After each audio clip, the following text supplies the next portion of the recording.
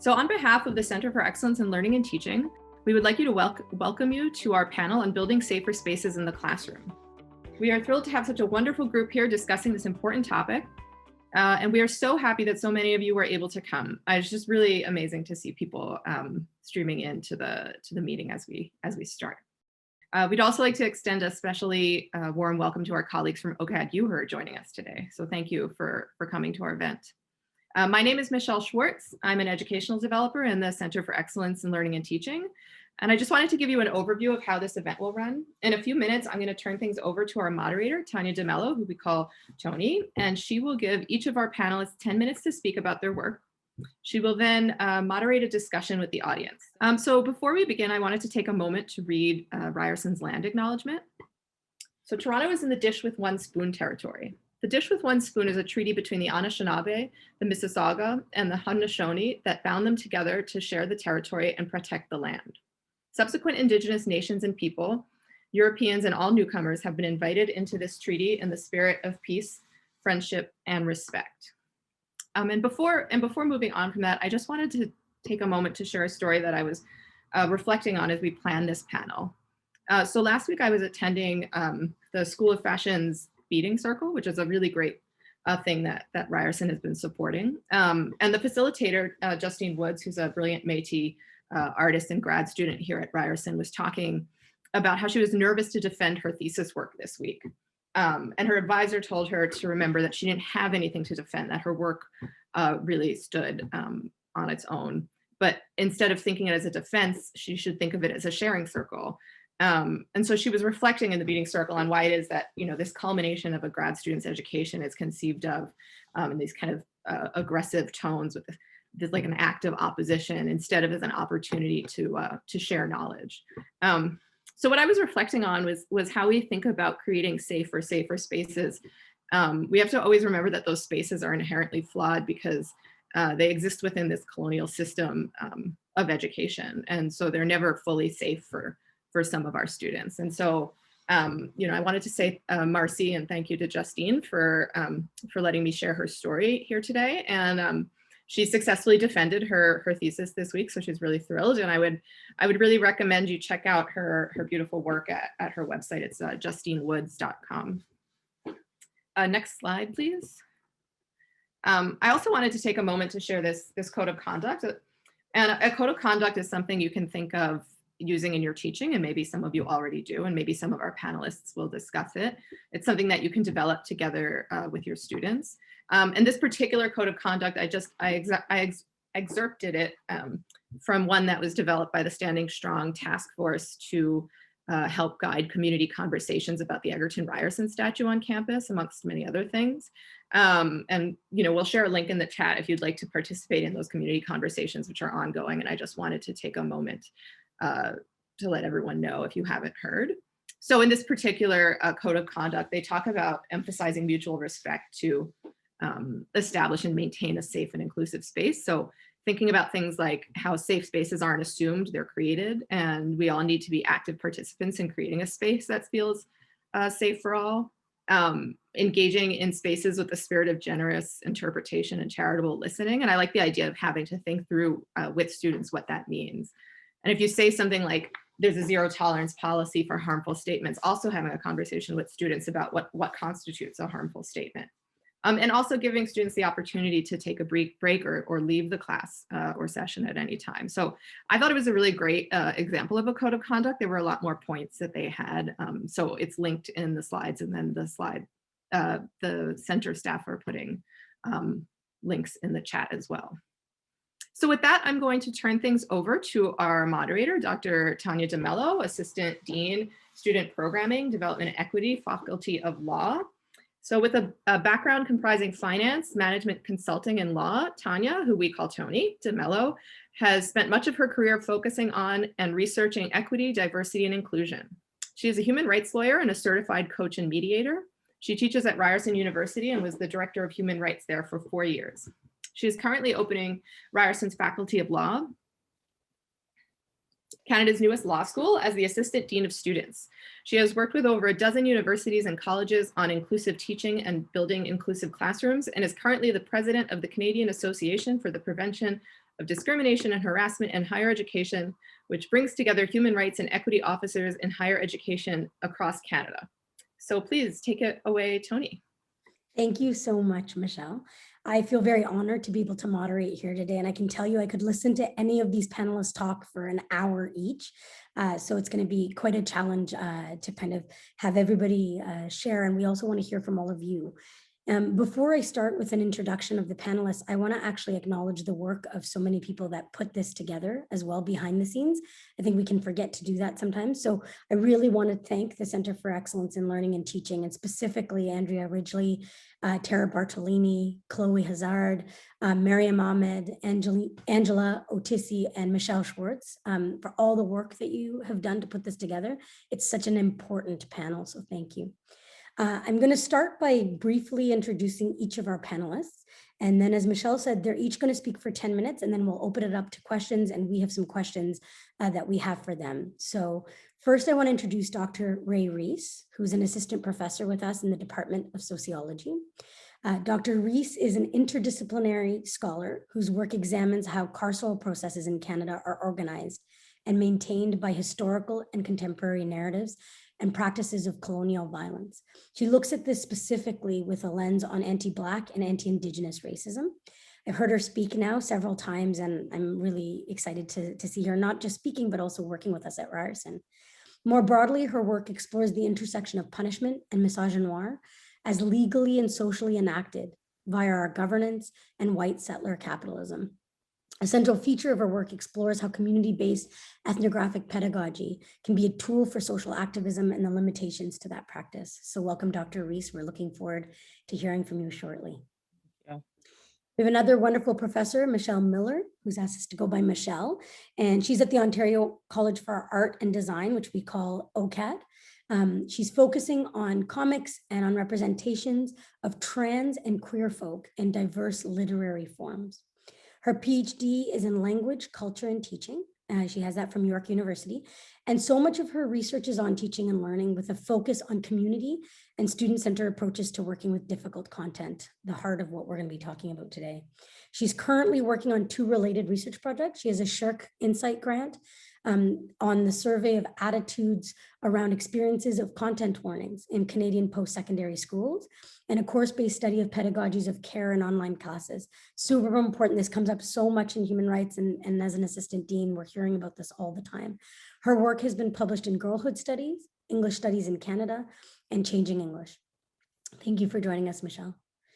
Lisa Levesque, our librarian, one of our librarians at Ryerson. She's an assessment librarian and law librarian, and she teaches information literacy instruction and works closely with faculty and with students. Her research interests include disinformation, like the most important topic of our time right now, I think, web literacy, and qualitative research on research habits. Her recent article, Material Entanglement and Technology, Fetishism in Academic Libraries, draws on the work of Bruno Latour to explore the irrational approaches to technology that hides networks of bias. So I always say I have a reverence for librarians who are the original Google search tool. I'm always amazed when I talk to librarians, the depth and breadth that they bring to our research. So thank you for coming, Lisa. Farrah Khan, who's the manager of Consent Comes First. I got to work with Farrah very closely for 3.5 years, so I know her well. Farrah Sophia Khan has spent 2 decades raising awareness about the intersections of gender-based violence and equity through education, policy, art creation, and advocacy. Farrah is one of these people that is not a jack of all trades, but can do all of the trades at the highest level, king, queen, emperor, whatever you want to call it. She probably would use none of those, but she's really skilled in her work. She's the manager of Consent Comes First at Ryerson, and she's a member of the Government of Canada's Advisory Council on the Strategy to Prevent and Address Gender-Based Violence, a really important national movement. Farrah is currently the co-director of Courage to Act, which is the first national project of its kind to address and prevent gender-based violence on post-secondary campuses in Canada. She's a recipient of numerous awards, including the Toronto Community Foundation's Vital People Award. Thank you for coming, Farrah. So we'll start. We're going to give each of you 10 minutes, and I have the only job I don't like today is to sort of give you a gentle reminder when your 10 minutes is almost up. So you'll see me kind of say, I'll come back on the screen when you have about a minute left. So Dr. Reece, we're going to start with you. Sorry about that.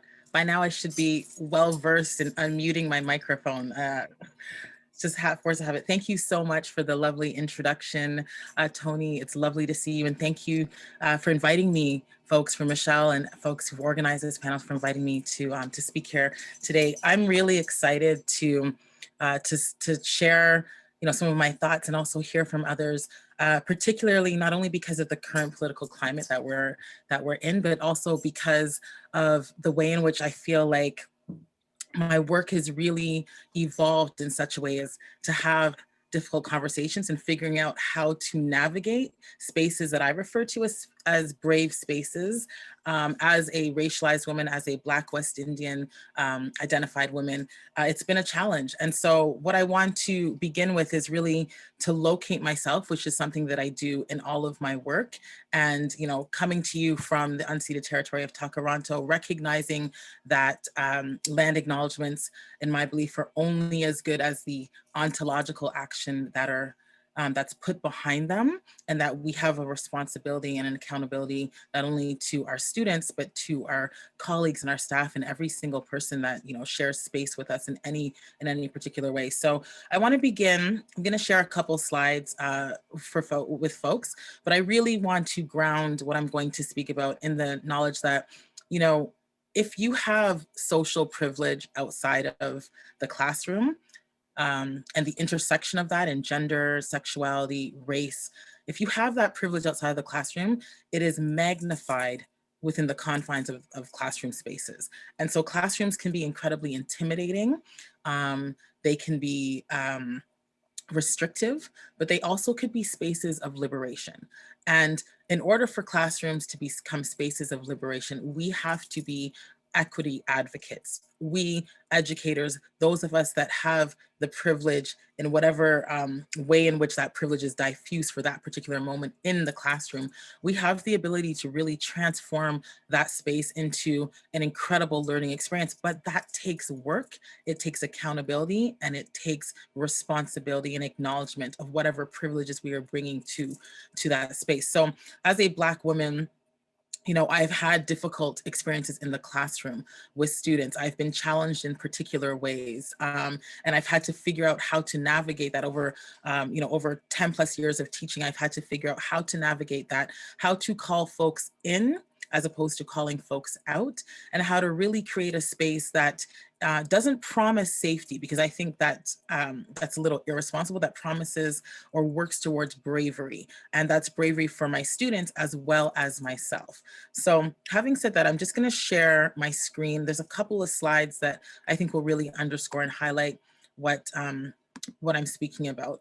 So I want to start with I really like quotes in my work. And so I really want to start with this idea of locating ourselves. And as I mentioned, my work is deeply political and personal. So for many years, I worked frontline with HIV positive prisoners, both inside of carceral spaces as well as post-release. I've worked in the domestic violence field. I've worked with street active youth and homeless youth.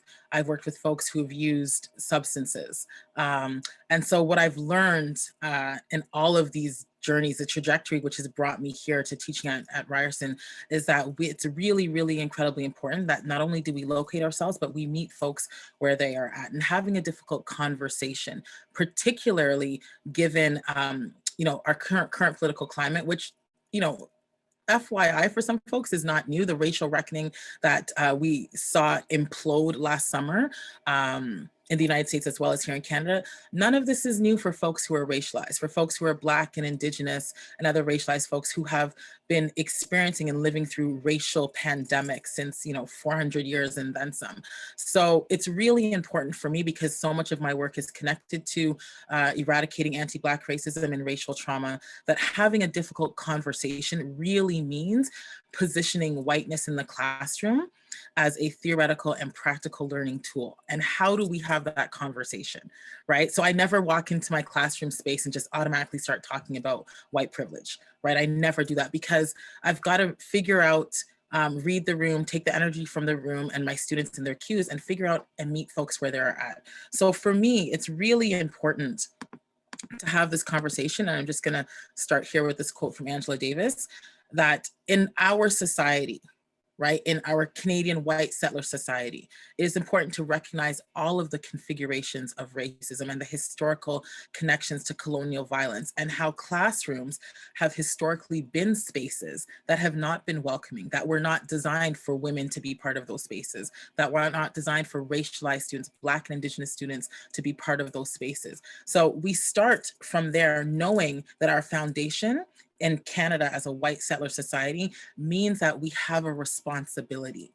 And when I've done work with other faculty members at other universities who are white and ask, they ask me, well, how do I do this work? And I say, well, how do you think you should do this work? And in asking me the question, that was kind of the first realization that, there needs to be another way to approach that work, right? So the first thing to do is not to ask the folks who are racialized, is to solve those problems, but to meet folks where they're at. And if you're white and you have white privilege, right, or you're white identified and you have that social privilege, knowing that when you walk into a classroom, that social privilege follows you. It literally constructs the way in which that space is going to be understood, the way it's going to be felt, the way it's going to be read by the students, your subject position in that space. And so it is what Angela Davis says, in that we live in a racist society. We need to come to terms with that, right? And it's not enough to it is not enough to be non-racist, that we have to be anti-racist, right? And you don't need to be teaching a course specifically on anti-Black racism or anti-Indigenous racism to have the forethought that this is where your work should be grounded, right? Because of the way in which bodies are marked in our society around racism. So I start from here. I remember that creating brave spaces are really important. This is just an example of a journey. I call them, as opposed to an agenda, I called it journeys in my classroom, because I really am trying to go on, provide, facilitate a journey for my students learning, a trajectory from where they're at to where we would like to get to, and really talking about what racial trauma looks like in the classroom. So I do this work because harm happens in the classroom. And harm happens in the classroom because universities are spaces that are imbued with systemic and institutionalized racism, right? And learning spaces are often highly democratized in the sense that the assumption is that there is, that the assumption is that there is going to be space to have difficult conversations. And often for racialized students, for Black and Indigenous students, that is not the case. I have too many examples that I won't give into now, speak to now, about students that have felt, have told me that they have been belittled in classrooms, that they have been silenced, that they have been told to smallen themselves, as one student, a young Black student told me in classroom spaces, or when things that have been said that are racist or homophobic or Islamophobic or sexist, that there's silence, right? There's this air of crickets, as I call it, that tend to happen, right? And that is where the lack of equity takes place. And when that happens, that is the promotion of violence in the classroom. So we have this conversation, and I have this conversation because harm happens in a number of different ways, right? And when we think about, microaggressions, I don't love the term microaggression personally. I don't tend to use it, but just for the expansive way in which we're having this conversation. When we think about microaggressions, there's really nothing micro about the dailiness of having experiences around racism and sexism or any other form of oppression in the classroom, right? And as educators, I believe that it is incumbent upon us to recognize that trauma that folks experience outside of the classroom will indelibly have a very visceral impact on them when they're in classroom spaces. And that goes for students as well as for faculty, as well as for staff, as well as for the custodians that are keeping places clean for us to walk through those hallways. And so I talk a lot about the grammar of whiteness in my work in terms of having difficult conversations, and knowing that we're not going to create a fixed formula for tensions, and knowing that leading into this journey and this facilitation is really about naming and locating. And so I ask folks, how do you see yourself represented in the classroom? Or do you see yourself represented in the classroom if you are a student? And if you are a faculty member, do you locate yourself in that space? Do you come to that space knowing that you have white privilege? knowing that you have gender privilege, knowing that there's an intersection around all of those pieces. Thank you, Toni. Right. So all of these tensions and complexities are so important for how we have this conversation, any conversation around oppression and anti-Black racism. So I've got 1 minute left, and I just want to share this slide here. This is a process that I use around having difficult conversations, and I call it calling in or circle learning. I'm borrowing this from so many folks, Indigenous folks who have welcomed me into circles, sweat ceremonies that I had with women in carceral spaces that have welcomed me into that space, and really learning about the difference between calling folks in as opposed to calling folks out, which can be a little problematic and jarring. And calling in really welcomes reflections and learning and planning and accountability. It welcomes action to take place, right? And it welcomes an experience around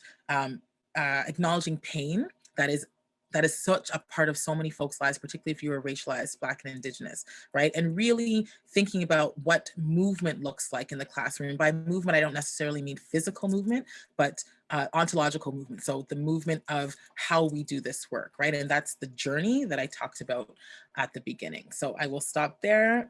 Hopefully I made my time cut off, Toni. So thank you so much. You did a great job. And if I can just thank you for those words. I've now, again, as I've heard you speak, it's been really important to think about how we embed these kinds of concepts in the classroom. I love the way you talked about harm happening in the classroom and being honest about that. It's not just studying harm, but that harm itself happens. Mm-hmm. And beyond that to stop thinking about just making it safer, but what does it look like for a classroom to become a space of liberation? Mm-hmm. And for the professor to participate in that. I think that was really resonant for me. I think always when I hear the land acknowledgements, Dr. Reece, is like, how do we have an ontological commitment that you call for that goes beyond the performance of just saying these things or having it in the syllabus? And you've given us tools for that. And I especially love the ways in which you embed power in your words. And so thinking about social privilege following people and knowing your power in a room or my power on this Zoom call versus your power, right? Understanding that and the power of being silent.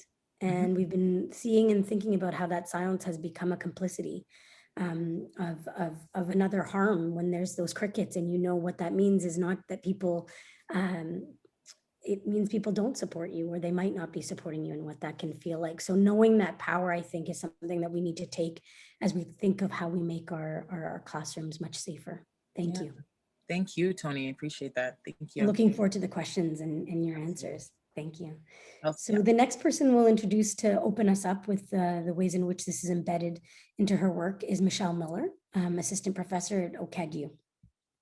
Hi, everyone. Thank you so much. I'm just going to share my screen. I am going to start with a PowerPoint presentation here.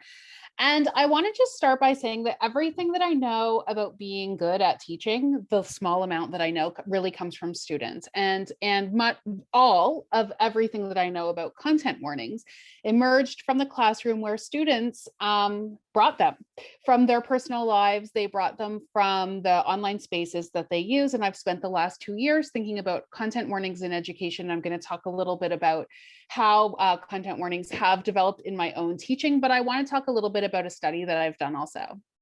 So content warnings, and it's okay, I won't read the full slides, but I'll just say content warnings are sometimes called trigger warnings, content advisories, content notes. They can be formal or informal, but a content warning really is just a way to give students a heads up that this is what's going to be there. So some formal examples might be, you might write in your syllabus content warning, or sometimes CW:violence, and what they're going to find in the text. Or you might just say, the video I'm about to show has graphic sexual content. If you need to step out for any reason, it's absolutely no problem. And it might, so that's like a bit of informal, indicated in advance. And you might also say something like, a quick note that next week's material contains this kind of representation. If you can't be participating with that kind of representation, there's an alternate text for you. So that's kind of a possibility. And I use all of these forms as well as other things in my toolbox to negotiate difficult content in the classroom. And so I want to talk a little bit about what content warnings are really for. So there's a lot of controversy around them and whether we should use them or not. We could talk about it all day. I'm not going to talk about the controversy right now, but I'm just going to say that the goal of a content warning is to help students prepare themselves emotionally for content that might be difficult to them, to give them the opportunity to choose not to engage with content that they know of themselves they can't engage with, to give them the opportunity to seek additional supports. So this could be, they might plan to attend office hours, talk to their therapists about the things they're concerned about, book an appointment with student wellness, plan to have a check-in with you after, or they might choose not to attend class or not to complete readings. And this last one is really the thing that most professors who I talk to are nervous of. Sometimes people say, well, I'm worried that my students are going to use content warnings as a way to not do the work of the class. And in my research, and I have gathered narratives from students, I did a pilot project at OCADU where I polled 35 students about their experiences with difficult content and content warnings. And they all said that actually content warnings allowed them to engage with work they wouldn't have been able to engage with if it was sprung on them. So they all really expressed a desire to be doing the hard work of classes. And they said that content warnings or trigger warnings helped them to do that. So students spoke in this research over and over again about how using a kind of a content warning is one way that faculty members can show respect for them as teachers, but can also express mastery of the content. Students really read faculty members' disinterest in offering content warnings as proof that they didn't really know what they were teaching, which was something that really surprised me in the data. And when faculty did take care to alert students and to kind of create a holding space for them through difficult material, students repeatedly said, my professor saw me as a person. My professor understood that I'm a person. And this really mattered to them. I saw it over and over again. I wanted to share a few of the short narratives that students offered in this research before I offer some examples of what content warnings look like in my own classrooms. So one student said, instructors should know their content a little better and recognize that our experiences don't just leave when we enter a classroom. They come with us whether we really like it or not. To just ignore them is not constructive to an environment explicitly meant to learn and grow within. And another student said, the more we normalize the idea of fostering safe spaces, the more smoothly we can navigate difficult situations as a whole classroom. And I love this whole classroom idea, that the students talked really a lot about how content warnings were part of the teacher-student relationship, but also of the relationships that they had with one another and with the content. So I mentioned this, but for me, I learned about content warnings because my students started using them in my classes. I wasn't using them, they were using them. This was back in 2017. And I was like, oh, I need to pay attention to this. They want to express care and respect for one another. And then I had to say to myself, well, the main thing I want to do is express care and respect for my students. So I have to become knowledgeable about this process. Students talked about how when they weren't adequately alerted to difficult material, they would engage in self-protective measures, most commonly disassociation and also physically leaving the classroom. Many of them talked about going to the bathroom for some peace, and many of them talked about how whether they wanted to close themselves off or not, when content that was triggering for them came up, they had to. Their bodies did it, their minds did it. And they talked about needing to use devices. They talked about they had strategies at the ready for what they would do when they encountered content that was troubling to them and they had not been warned. I wanted to share, this is a long positive experience, but we often hear from students what we've done wrong. And this is not about me, but I would love to know who it's about, but I don't. But someone gave this very long, beautiful, positive experience where they talked about what this professor did effectively in the before, during, after moments of the classroom around difficult knowledge. And I think it's worth really sitting with this quotation, even though it's a bit long. In a class, we read a book that had to do heavily with colonization. Before we spoke about the material in class, the prof told us that the book we were dealing with was going to be dealing with that subject matter, explained why she thought it was important to engage with it, so gave context to the class, gave people the option to leave the room whenever they needed to, and also mentioned resources if anyone needed help afterward. She also stayed after class and said that if anyone would like to talk to her about the material, she would be there to talk. The material was still very difficult to encounter because of my own trauma history. So we can see here, content warnings don't take out the barb, but they do give sort of a preparedness. But it felt manageable because I felt respected, warned so I could prepare, and the gravity of the material was acknowledged, as was my personhood because my potential reaction was validated. If the professor had sprung that material on us, I would have asked to leave the room. I would have had to leave the room, might have dissociated or experienced flashbacks, but the way it was handled allowed for me to stay in the room and engage fully with the material. So I wish I knew which professor this was because I would nominate them for a teaching award. This just to me like the dream of how we might frame difficult content so that our students feel respected and feel that they can work with the material. So I use content warnings in my own classes in a few different ways, and how I've used them has really changed over the years as I've learned more about them, as I've paid better attention to what my students tell me they need. I have a 6-year-old kid and we watch this Babysitters Club show, and in one of the episodes, Babysitters Club, and in one of the episodes, this character says, listen to kids, they tell the truth. And I'm like trying to use this pedagogical approach, listen to the students, they tell the truth about what they need. And so I record introductory videos where I do sort of introductions to each of the books. And I talk a little bit about what they are, why we're studying them, why I like them. And I post these well in advance of the class beginning. I also, and I offer a content warning in those videos. I also write general and specific content warnings on the syllabus, and I'll show you those. I do reminders the week before the material. I offer follow-up emails or emails when I notice I missed something. One of my pedagogical values is that I read every single thing I ask my students to read while they're reading it. So every week I complete the readings for my own classes. It is not always easy, and it helps me remember about the mental load of being a student and how difficult it is to find something interesting to say about a book in a week. But sometimes as I'm reading, I'm like, oh, I didn't notice this content, and this is content I'm concerned about. I'll show you what that looks like in my warnings. And then I also offer a link to OCAD student wellness at the top of my course modules, and I mention it frequently.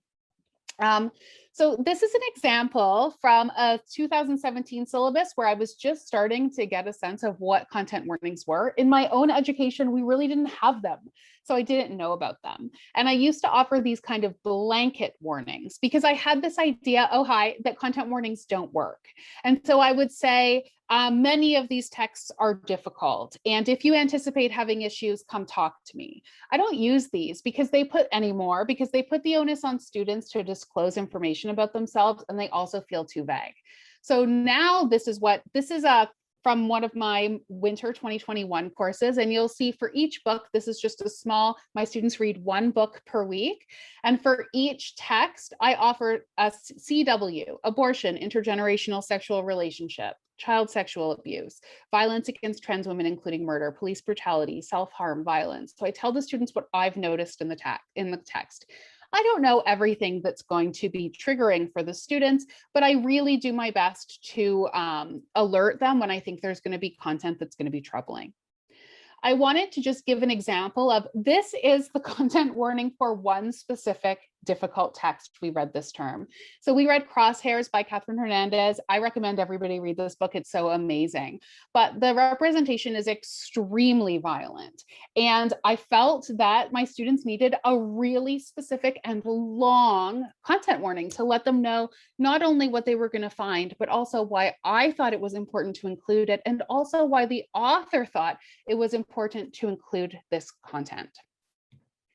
I just want to show you a very quick example. I now have less than 1 minute, but one of the challenges of reading along with my students, and really this is one of the challenges of content warnings, is that what might upset me and what might upset my students are very different. We can't always expect that we're going to understand what's going to be a trigger for other people. And so I assigned this great book in my comics class, and at the time that I assigned it, it's called My Lesbian Experience with Loneliness. I wasn't really offering specific content warnings. And then I was rereading this book and I was like, oh my gosh, so much of this book is about having an eating disorder. And because I've never had an eating disorder, it wasn't upsetting to me when I first read it. But as I read it, reread it, my students were in my mind. And I thought, I know that some of these students have a history with eating disorders, and this content is going to be really difficult for them. So I sent them this like kind of long email. You can see this is a quote from my email where I explain, I'm sorry, this content is there. It didn't upset me. And now I realize I should have told you. And then I kept reading the book. And about 2 hours later, I was like, oh shit, I'm just going to say shit. This book also has like a lot of self-harm and there's suicide ideations here. Again, I don't have a personal history with self-harm. And so it didn't occur to me in my first reading. So then I sent my students a second email the same day saying, like I'm back. I found something else and I want to warn you.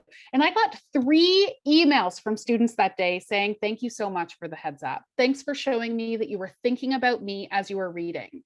So really quickly, the key takeaways from the research I'm doing on content warnings are that students at post-secondary institutions are adults, and they appreciate being treated like adults who can and should make decisions for themselves about what they can handle and when.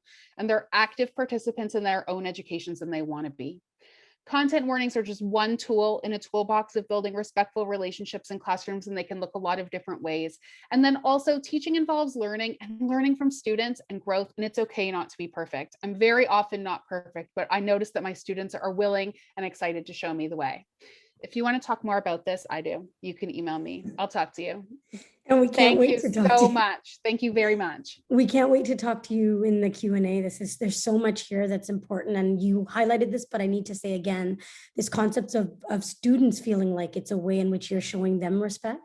And I love that you said, you know, students tell the truth about what they need, but you also started by talking about that your classroom imbues the importance of student stories, students' experiences as the center of your classroom. So I think that that's so important.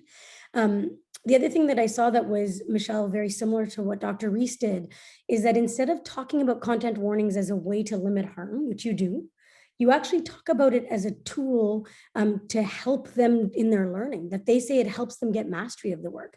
So I like the way that both of you are shifting our paradigm. It's not just not causing harm. It's how does doing this work of inclusive classrooms create a better learning environment for the students so that they're actually doing better. And what really blew me away as somebody who's a teacher and professor is that you read the assignments at the same time that the students have to do that. I think that is so powerful to reread them and then, you know, actively engage with your students and say, I missed this, or this is what I'm feeling, or this was long for me this week, it must have been for you.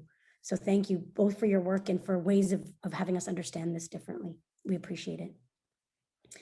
So now we're going to go to Lisa Levesque, our librarian, one of our librarians who teaches about information literacy and disinformation. Really looking forward to your thoughts. Yeah, thank you so much for inviting me to this panel. And wow, I get to follow, you know, these excellent contributions from Dr. Reece and Dr. Miller. So today I want to talk about my perspective that information is always entangled with human beings. And I want to share a specific example of that with how this plays out with vaccine hesitancy. When I say that information is entangled with us, I mean, yes, objective reality exists. Yes, some things are true and other things are not true, but the way that we understand the world and information is constructed and subjective, right? It's human. So it's nearly impossible to get just the facts as divorced from our human perspective of the facts. And information isn't neutral because it's created, organized, and understood by human beings. So when I look at a text, I see the author and their historic and cultural context. When I look at information infrastructure like Google, you know, I see how it brings specific information to the top for specific audiences. And when I look at the ways that we consume information, I see how our hunger for a world that makes sense and the speed at which we have to output academic work really shapes what we're able to take in and what we're able to process. And, you know, reacting to Dr. Reece's excellent comments, I'm also, you know, keeping in mind here that neutrality serves certain purposes, right? It can serve to advance white supremacy if we pretend that information is neutral, not from a specific perspective, right? And libraries have historically been exclusive spaces, white spaces. If we want to be inclusive, which we absolutely want to be, we need to be nuanced in our understanding of information and specifically intentionally inclusive. Right? And this is really important right now because the networks that we have in place in society that support a common cultural understanding of knowledge are in a period of significant change, right? We're seeing the hollowing out of traditional forms of media, the growth of online communities that accelerate political polarization. They don't create it, they accelerate it. And new forms of information sharing and creation that really complicate notions of authority. So when I teach disinformation workshops, there's a wicked question that students will sometimes ask me, which is, how can people that believe in false information come to believe in true information? And in exploring that with students, vaccine hesitancy represents a really interesting case study. So in a 2016 study, which I think will be shared in the chat, researchers found that vaccine hesitancy is largely created because of false information circulating online, right? So there's nothing really surprising there, but campaigns to share correct information and educate vaccine hesitant folks have largely failed. And this is because knowledge has only been one factor in their decision to be vaccine hesitant, right? Other factors might be emotional or social. Vaccine hesitant individuals in Canada are often well educated. They tend to be middle class, and they take offense to the idea that they might have a knowledge deficit. They might think, I've done my research, even if this research has been done narrowly, using poor sources, and in a way that confirms pre-existing beliefs. People commonly overestimate their research abilities. And I find it really alarming how the motto, do your research, is a rallying cry increasingly for conspiracy theorists, because the type of research that they are advocating for is insular, it's solipsistic, it's often decision-based evidence-making, right? It isn't based in strong research practices like knowing how to evaluate information in a field in which you're not an expert, or reading comprehensively, including work that comes from scholars that challenge your ideas. So more information doesn't necessarily solve the problem of disinformation because it can't connect. Correct information can be considered really suspect if it comes from networks that individuals distrust, like the government or the pharmaceutical industry. And both of these sectors have historically given the public a lot of good reasons for mistrust, especially for members of marginalized groups, given public health failures in the past. So what does help change the minds of vaccine hesitant individuals? Well, Canadians largely trust their family doctors, who they see as separate from these government and industry networks. Specifically with family doctors, the best practice is to have counseling, one-on-one interactions in a conversation where they'll outline truthfully the pros and cons of a medical procedure like a vaccination. So what this does is it shifts the agency to the patient, who feels like they can then make an informed choice. It broadens the facts that are available, and it situates them within this particular relationship. So what this means for the classroom is that, yes, it's definitely always been the case that we bring ourselves to our learning, but it's become more and more important to understand this in our certain post-truth fractured world, because we can't rely on a traditional notion of authority or of the facts. This means that instructors have to spend more time teaching about information infrastructure, to look for opportunities to shift students' mental maps, to include credible sources, and to teach them how to verify credibility. And we need to cultivate metacognition, or reflection and awareness of one's own knowledge and where there are gaps. I think that research is always in a small part about admitting that you don't know something, that you have a gap in your knowledge, and that's a vulnerable place to be, especially as a teacher in a classroom. I think that one thing that instructors can do for students that's very practical when you're having a difficult conversation is model how to act when you don't have all the answers, right? My favorite academics all know how to say, I don't know, right? And then you can always say, this is how I would research that, or I'll get back to you when I have more information, or this is who I would go and read on the topic. And I think that instructors have a huge opportunity to transfer their authority, right? Your students look up to you, and then you can highlight different types of expertise. So an expert in another academic field, or someone whose authority comes from their identity or their connection to a community or their lived experience, right? All of which are really valid forms of authority that are traditionally outside of academia. I think if you're able to do this as an instructor, it humanizes you and it gives students a model for what to do when they don't know information, which is really, really important for being open to new ideas. And when I was preparing for this panel, I kept thinking about research appointments. So in my work as a librarian, to situate myself a bit, I work with students one-on-one in research appointments, and it's all about modeling the research process. So for instance, if I had a student who came to me with a question about Indigenous law, I'd work with them on identifying where subject matter expertise is located and how to find it. So that's probably going to include the major treatises, major cases, maybe secondary sources, and then definitely for Indigenous law, Indigenous practitioners and scholars.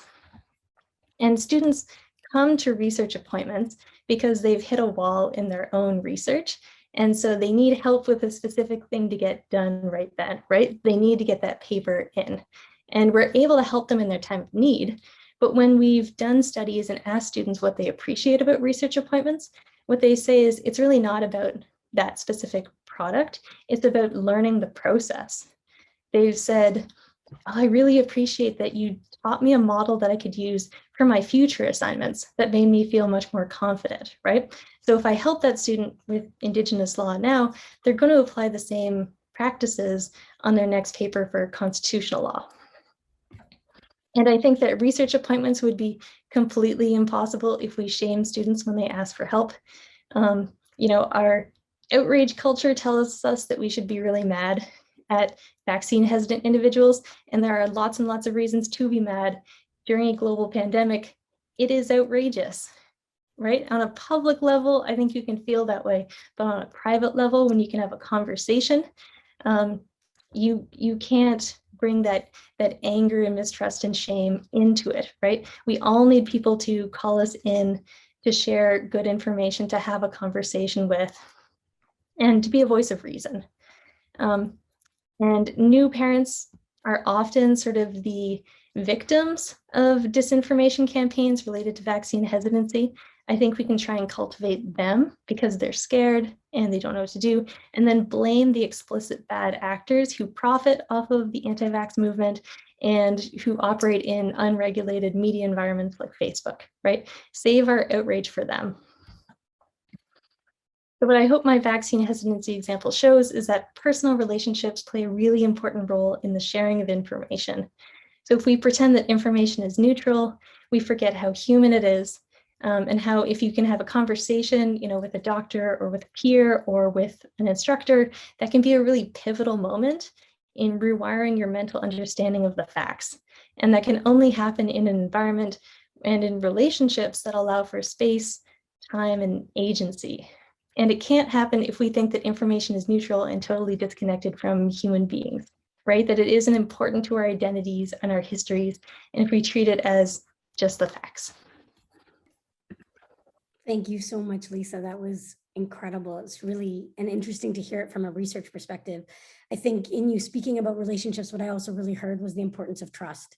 And so thinking again about, what Dr. Miller shared, which is this notion of it's a sign of respect for students to say that I have a certain humility of admitting I don't know. I thought that was so powerful, of modeling the behavior. I also thought that relationship of trust also shows that you're able to do the research yourself. And so thinking about the ways professors can highlight different expertise, as you shared, and the way you highlighted people who have connection to community, people who have lived experiences which are traditionally undervalued in some academic circles, and thinking about what that looks like for students to find those relationships of trust because professors are also modeling it. So thank you for that. I also saw that you did something that both you and Dr. Reece did really powerfully, which is what does it look like to call somebody in? To say, I'm going to spend time and talk you through this. I'm going to share why this is important, and why you have to understand credibility and how you can read through some disinformation. But to do that by calling them in, I think is also really powerful. And we've heard that from two of you. So thank you. I think the stuff you're talking about is so important in a time where there's so much political polarization. And as you said, it's being accelerated by disinformation. It's not something new, but it's being accelerated. So thank you for that. So we're going to turn over now to Farrah Khan. The manager of Consent Comes First, to hear her thinking. And Farrah does incredible work in training, but also helping professors think about these issues in the classroom. Thank you, Toni, and thank you everyone for having me. I'm super excited, and what a lovely thing to be able to listen to all the speakers beforehand and kind of get an insight into how we're all talking about this. And I'm excited that this is all going to flow. So I'm going to talk about creating safer spaces, specifically how to create community care in classrooms. And this comes from research that we've done with Consent Comes First. And one of the things that I love that Michelle was raising this about, talking about content warnings, some of the things that we do, because we talk a lot about sexual assault in the classroom, we use gifts like this to not only tell people verbally about a content warning, but actually get them to do something physical. So taking deep breaths to remind themselves and ground themselves in that moment. So I would say, in the classroom, thinking about the body, not just the verbally telling somebody. So actually getting somebody to practice how to ground themselves in the moment, how to make themselves feel safe in the moment, is a part of creating a safer space in classrooms. Consent Comes First is an office that started in 2015. We support Ryerson faculty, staff, and students affected by sexualized violence in a variety of ways, from supporting people with reporting options, legal and health advocacy, academic and workplace considerations, as well as individual, group, and community programming. So we look at things like talking to people about creating safer spaces, about recognizing that consent includes not just sexual relationships, but all kinds of relationships. And you can build it in the classroom. So things like putting down your pronouns in an online space. So making sure that all students feel safe to say, this is who I am. This is how I'd like to be respected in the classroom. It's also asking before taking a screenshot and reminding people of that, or asking people they want a video chat if you're having one-on-one meetings. And it's not a sign of disrespect when a student doesn't want to have their video on. And oftentimes it's, I don't want them to see where I live, or there's lots of people around me. So making sure that it's clear. And when we started having conversations with students, we started saying to them, what would make classrooms safer for you around consent and around sexual violence? And a lot of them said, there's campaigns that tell us what sexual assault is or what sexual harassment is, but it doesn't really tell us what to do. And a lot of students said they felt frozen in that moment, which is the most common reaction to sexualized violence and harassment, and to most forms of harassment. That moment where you're so frozen in the spot, you're shocked at what's happening. And it takes until you're in the shower 3 days later where you're like, in a safe space, and you kind of can process what happened. And so what we want to do is really recognize it's not an if something will happen in a classroom, it's a when. And so we look at it from a bystander intervention framework, and actually moving it beyond just bystander intervention to look at a place of community care, that at Ryerson and at all spaces, we have to set the standard of how we take care of each other, how we treat each other with respect, how we call each other in, and how we do bystander intervention. And we look at the ABCs. So, assess for safety. As a student, is it safe for me or a professor or somebody in whatever power dynamic we're in? And based on our race, our class, our gender, it can feel different to assess for safety in that moment. But assessing for safety is really important. And then the second thing we always tell people is be with others. So you might not feel it's safe for you to say something in the moment, but really checking in with someone else and saying, hey, I'm in this moment right now. I'm in this situation. What do I do? Who do I check in with? That's a really important piece. And then third, we always say is take care for the person that's been harmed. What happens oftentimes when these moments pop up in our classrooms, we can really focus on the person who's caused the harm and forget about the person who's been directly impacted. And so it's really important that when we're doing kind of bystander intervention or addressing harm in classrooms, that we remember the person who's been harmed as a primary person in that conversation. So I'm going to talk you through some of the things that we created with students. We actually did focus groups with students over a year to kind of develop this program, because what we heard is, traditional bystander intervention is not working with us. We want something that speaks to our experience and talks to the ways in which students experience this. So we actually created 3 badges that really look at what community care for people who have caused harm. So actually how to work with people who've actually created harm in the classroom. Recognizing a lot of bystander conversations or community care conversations really focus on the person who has been harmed. But what about the person who's caused harm? So what can we do when we're faced with that? So we can get help for them. We can call them in. And I think some of my amazing other panelists have spoken to that. Or we can cause a distraction in the moment to create a pause so that somebody can go do the other things later on, but stop it in the moment. We also use the BRAVE model when we talk about working with people who have been harmed. And the BRAVE model was something I made up when I was 18 years old doing punk rock shows about feminism and sexual assault. And I was like making zines. And one of the conversations was how I wanted to be supported when sexual violence happened. But I think we could use this in lots of cases. So, begin by listening if someone discloses to you, respecting confidentiality, asking what support looks like to them. So is it for the student, support is connecting them to services, it's listening to them in that moment, it's reminding them that they can have content warnings before a classroom explores subject matter. It's also validating. So saying, it's not your fault. I'm really glad you told me. Thank you for letting me know. And lastly, it's having empathy, right? A lot of times in these moments, we go to the place of sympathy or not even having empathy for folks when they're feeling traumatic response, or they're just feeling hurt by something said or an action that was taken in class. So the BRAVE model is something that can be used and transferable in lots of ways. And we use it at Ryerson really to think about how we support people when they have disclosed. Another way to look at for people, community care for people who've been harmed. So we've talked about the BRAVE model is checking in. So finding ways to check in with the student, checking in to see how they're doing, checking in to be like, I've noticed that thing that happened in class beforehand. Do you want to talk about it? And then the last one is safety planning. So actually thinking through with them, okay, what are things we could put in place going forward? So content warnings are an example of safety planning, but another one could be like, okay, you're in a classroom with someone who makes you feel unsafe. We can go talk to human rights services, or we can talk to other people on campus. But we can also think and brainstorm ways that you can feel safer in class. So maybe not having your video on, or, if you don't want to participate in one way, can we think about another way? And so examples sometimes with students I use is this example, and this is Bill Handler from Saturday Night Live, but many of us have had this guy at us at weddings. And so when students say, oh, I don't know how to do bystander intervention, I'm like, you know what to do when this guy's behind you at a wedding.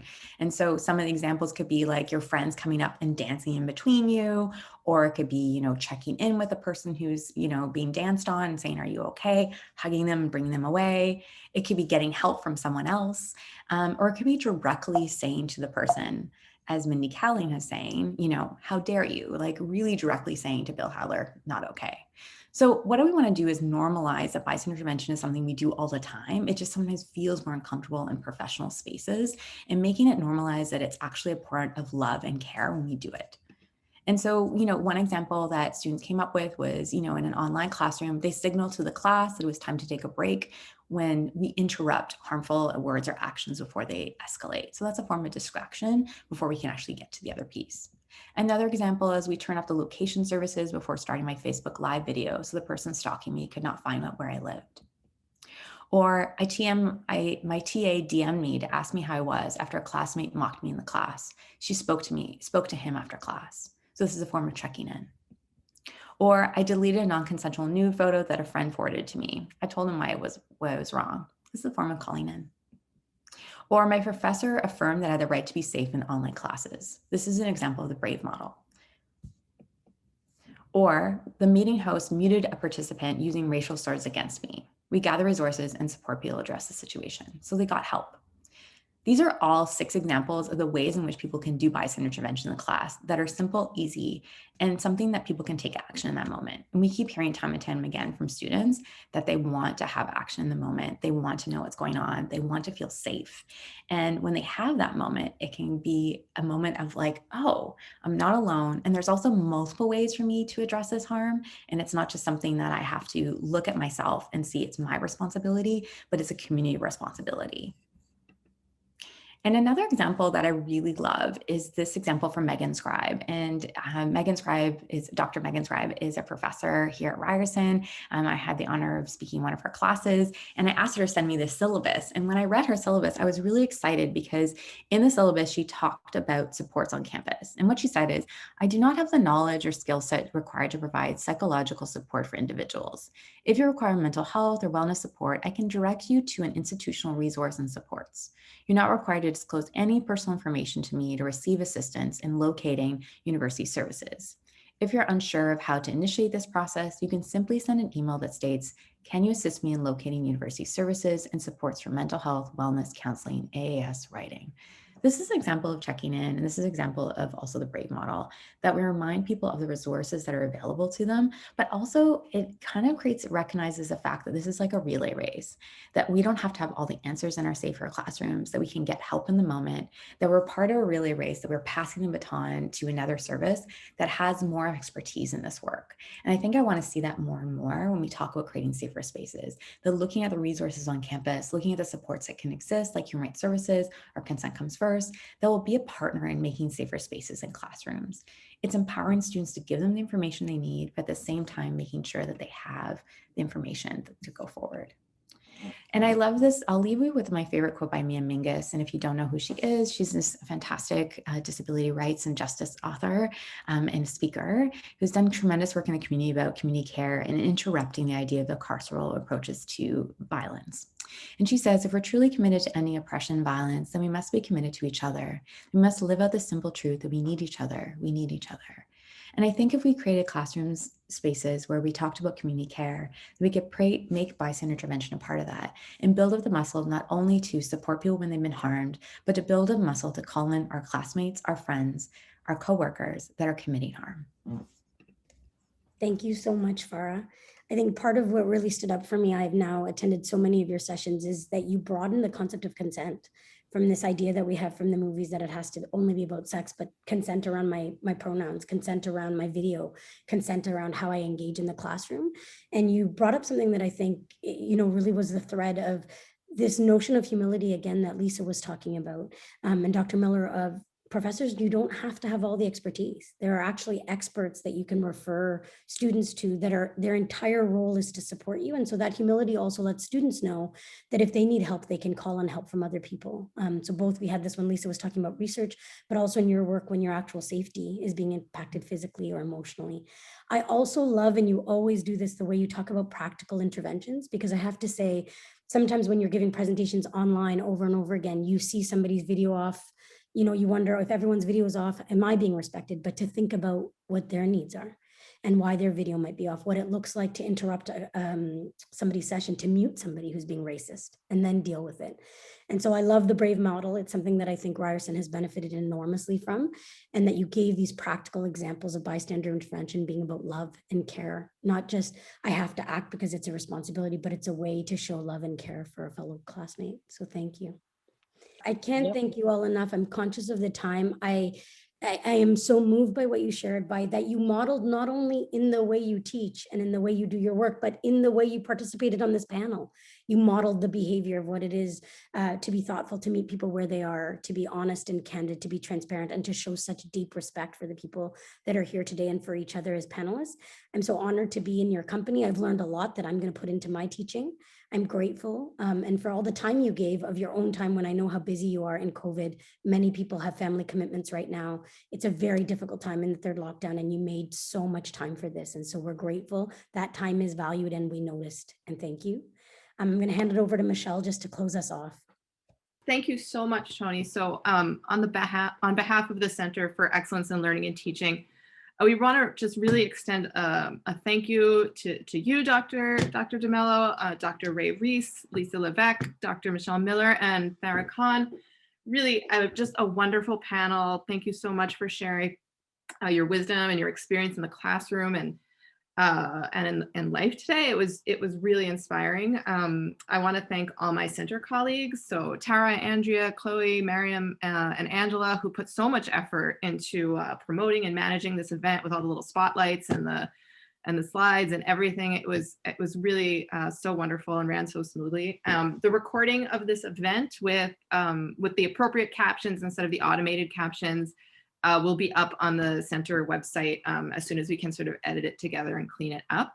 So thank you all for attending. We hope to see you all at future center events. If you sign up for TeachNet, you can find out about our upcoming programming. And one last event of note, our Learning and Teaching Conference is on May 19th and 20th this year, and it's open to the whole Ryerson community. So if you're interested in attending, the registration is open now. So thank you again to our wonderful panelists, and to you, Toni, for your amazing moderation. Thank you so much for coming.